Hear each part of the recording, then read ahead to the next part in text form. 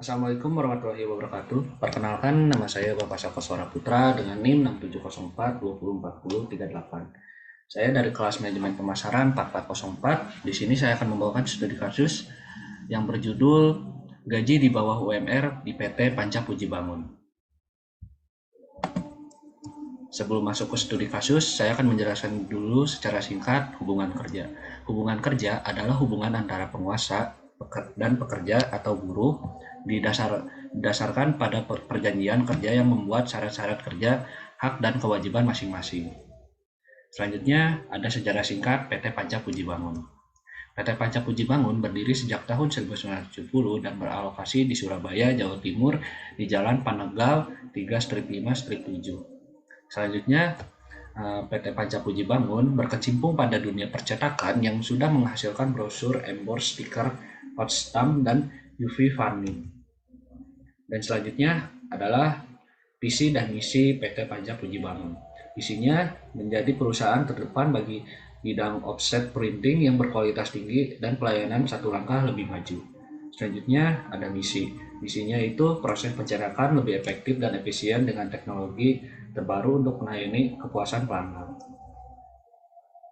Dan sebelum masuk ke studi kasus atau isu permasalahannya, di sini saya akan memperkenalkan pihak yang terlibat dalam permasalahan ini. Yang pertama ada Bagues, yaitu Direktur PT Panca Puji Bangun. Selanjutnya ada 35 karyawan di PT Panca Puji Bangun. Tetapi di kasus ini ada 2 karyawan yang disorot oleh media, yaitu Yudi Santoso dan M. Setio Budi.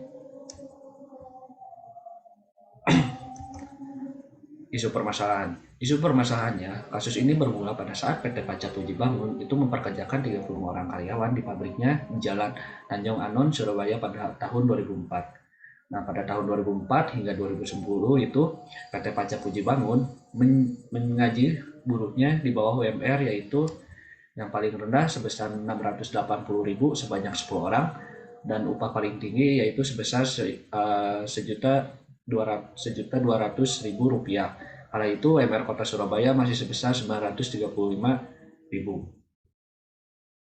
Kemudian isu permasalahan Yudi Santoso dan M. Setio Budi.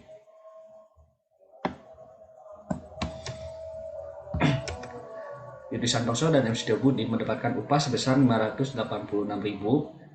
Berikut adalah ini upah secara rinci yang didapatkan Yudi Santoso dan M. Setio Budi. Yang pertama, gaji pokok sebesar 350.000, kedua tunjangan keluarga 30.000, tunjangan rumah 150.000, dan 4 tunjangan transportasi 6.000 per kedatangan, dan 5 uang premi sebesar 50.000. Jadi upah yang mereka dapatkan itu masih di bawah standar UMR Kota Surabaya.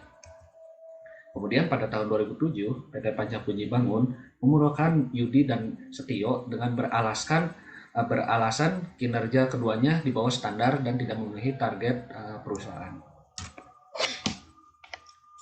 Solusi dari saya yaitu menurut saya solusi bagi perusahaan PT Panca Puji Bangun harus memenuhi syarat dan perjanjian kesepakatan mengenai pemberian gaji bagi para karyawan agar karyawan dapat bekerja memenuhi standar, kemudian dapat merealisasikan visi dan misi perusahaan dan memenuhi target perusahaan dan tidak mengalami kekurangan finansial.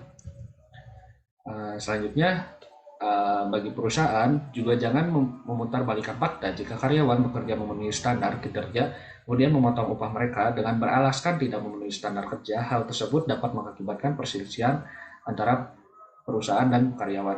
Jadi menurut saya perusahaan PT Panca ini harus lebih memperhatikan karyawan dan lebih terbuka kepada karyawan. Kemudian kesimpulan dari studi kasus ini adalah bahwa hubungan antara penguasa dan karyawan sangat penting bagi menjalankan suatu perusahaan agar dapat memenuhi target dan menjalankan visi dan misi perusahaan. Menjaga hubungan baik antara penguasa perusahaan dan karyawan yaitu dengan memenuhi syarat dan perjanjian sesuai yang pada saat itu sudah disepakati bersama. Mungkin sekian dari saya.